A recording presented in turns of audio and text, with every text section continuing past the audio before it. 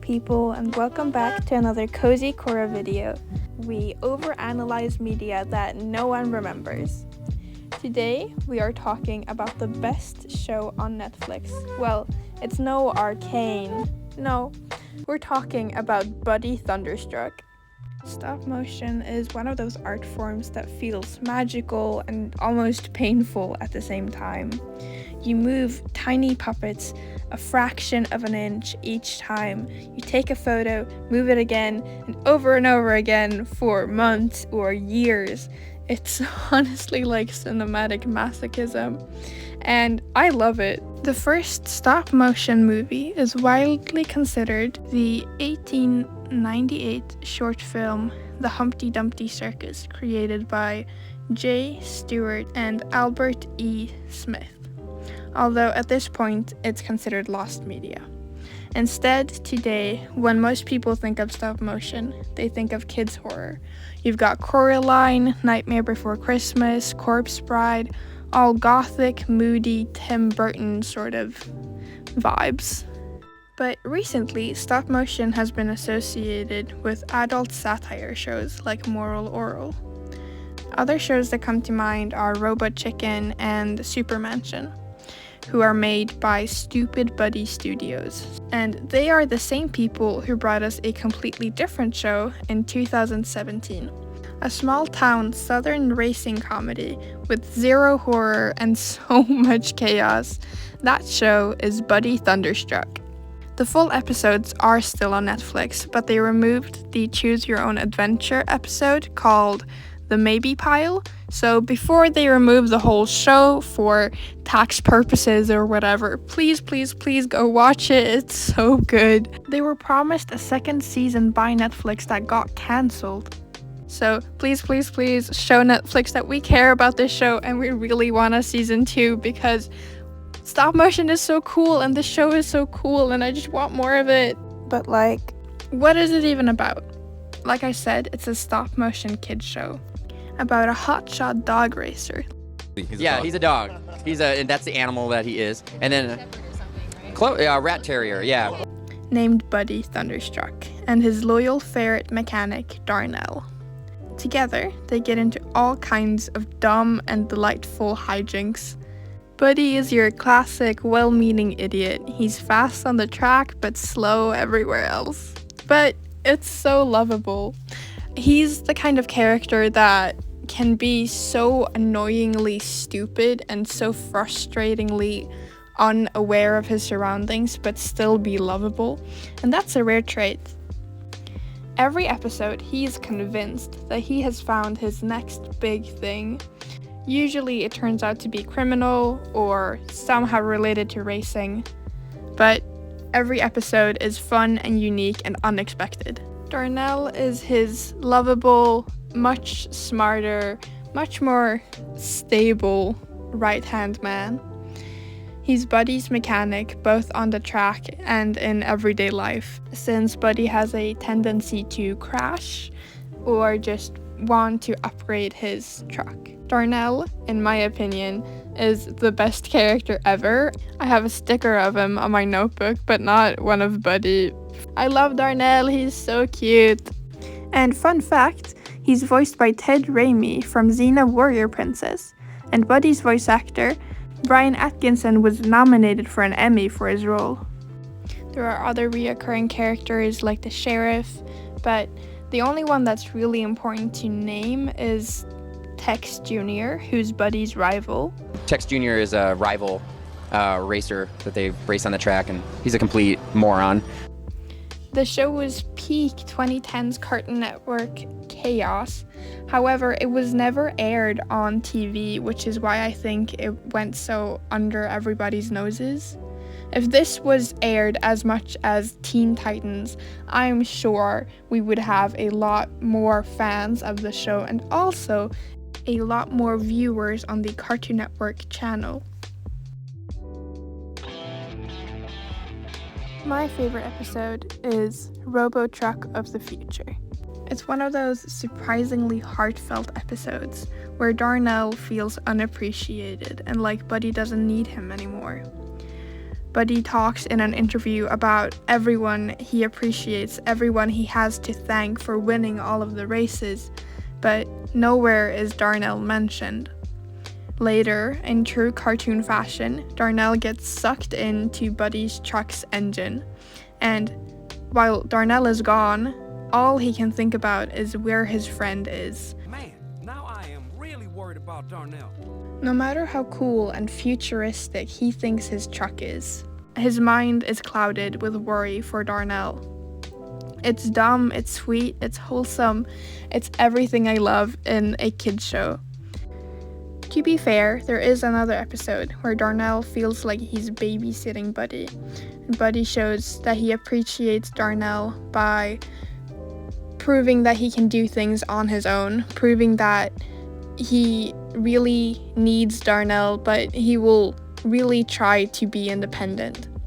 However, Robotruck of the Future is just a lot funnier, and I love the visuals of Darnell getting sucked into the engine, so it still takes the cake. Earlier, I mentioned a choose-your-own-adventure called The Maybe Pile, that sadly, Netflix just stopped supporting. I don't understand their business practices. What are you doing, Netflix? As a kid, this was my favorite way to watch the show. I just loved the interactive aspect of it. You can still watch it illegally, but it removes all of the fun of getting to take part in the adventure. That's why I'm telling you, go watch it now before they remove the whole show. I bet you're wondering, why am I talking about this show? Where's the sad twist? Where's the cut to me crying about my terrible life? Well, sorry for doing that so often, but that's not what we're doing today.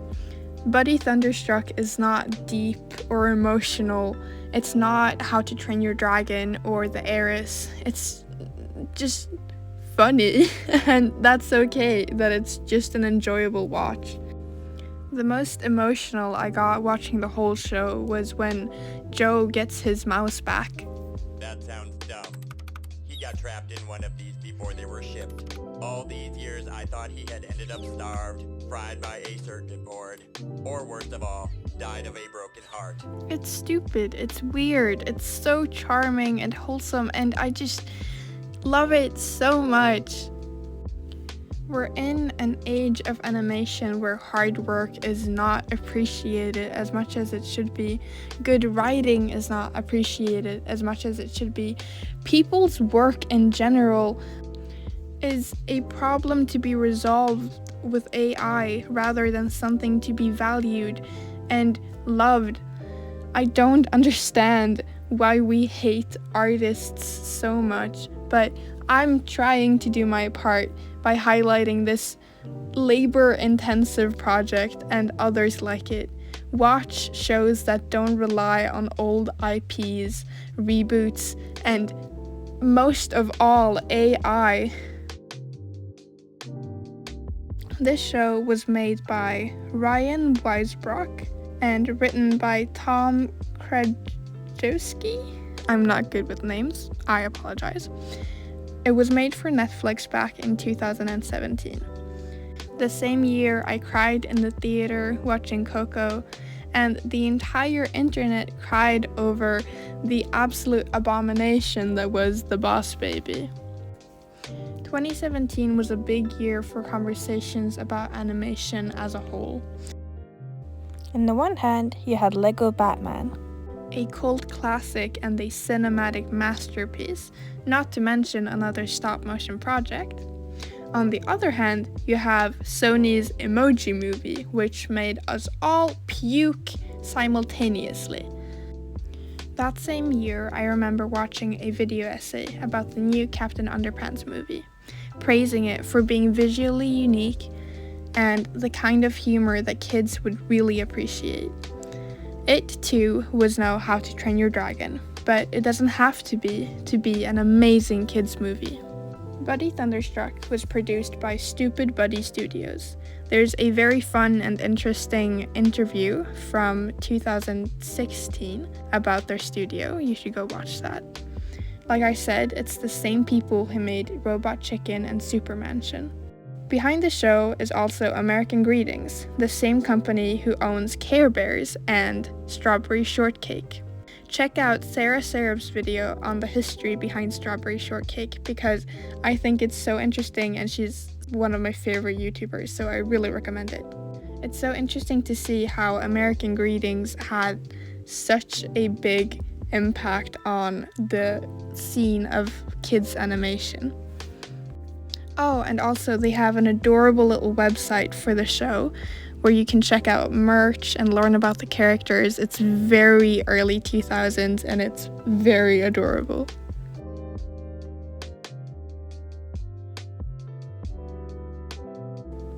Like I said before, we were teased with a season 2, but Netflix cancelled it. Netflix has a tendency to cancel shows way before the fans want it for whatever reason. The reason is money. However, Netflix isn't all evil. In fact, Netflix is sponsoring a stop-motion school in France. So maybe this next generation of animators will be raised on Buddy Thunderstruck because it is Netflix show, and I'm sure that a school sponsored by a company will heavily feature the company's IPs. I mean, we do live in a capitalist society after all.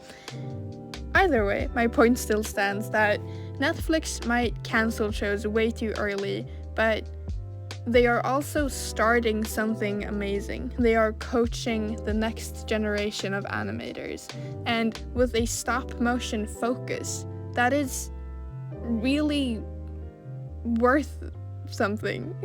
I don't really know what it's worth. Only time can tell if this is truly an act of kindness or some cheap money grab that hurts us all in the end. But as it stands right now, I am excited and I am happy that money and resources are going to new creators, new artists, and new animators. Buddy Thunderstruck may not be your average DreamWorks movie. It doesn't deserve as much praise as Kung Fu Panda maybe, but it definitely deserves more recognition and remembrance than Clarence and Teen Titans Go, or whatever other slop there's on TV. I say with love, by the way, I love those shows. But the raw time and talent that Buddy Thunderstruck had to take from its creators makes it deserve so much more than it got. It's fast, it's funny, and it's made with so much love that you can feel it with every frame. If you're looking for something short, hilarious, and criminally underrated to watch, please binge it tonight or just go check it out this week. It's wonderful. If you've already seen it or have other similar shows that you just love and feel are underrated, please leave them in the comments below. I would love to hear your thoughts. Thank you so much for watching. I hope you have a wonderful day, night, or evening whenever you are watching this. Always remember that you are loved and your art is too. Stay creative. Bye!